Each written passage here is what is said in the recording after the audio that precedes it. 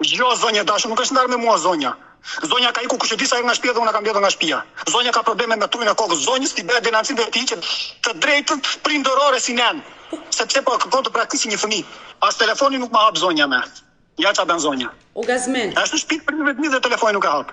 Sepse më kanë detyruar të tjerët. Zonja dashur, kush të ka detyruar ty dhe unë nuk e di të gjë. Tim vlla. E dëgjon zonja adet? Po, tim vlla më ka detyruar. Nuk ka shans o beta, ai fëmia im të shkojë në gjendje atje ku mendoni juve. Hiqeni nga mendja. Ai fëmijë vërtet nuk ka regjistruar në emrin tim dhe mbi emrin tim dhe nuk ka marrë aftësinë time. Po nuk ka shans. Nuk ka fëmijë të vënë në shtet. As letra nuk do bëhen për në shtet. Nuk ka vdekur unë si baba. Nuk kam arritur unë në atë gjendje të çoj fëmijën tim në shtëpi hetimores. Ore ty bravo të qoftë dhe unë uroj që ai fëmijë të rritet me ty. Mund të më dëgjosh pak? Do rritet me mua ai fëmijë. Po nuk i ke aq mirë gjërat sa flet me garanci. I kam se do t'i bëj unë të gjitha.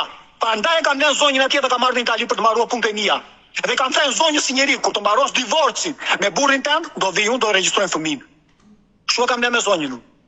Nuk e di unë çfarë ka prallisur ty zonja në telefon dhe kush i bën presion zonjës, dhe dëgjove mirë se ata që bën presion vllai. Dhe faktikja është e vërteta që asaj i bën presion vllai. Që të ka marrë ty në telefon. Dhe këtë e di unë mirë. Me gjithë ish burrin e saj.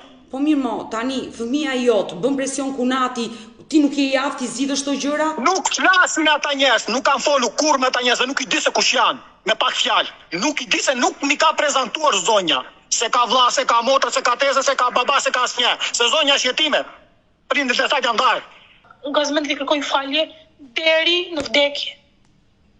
Po jam deri e kërcënuar. Jam deri shumë e kërcënuar.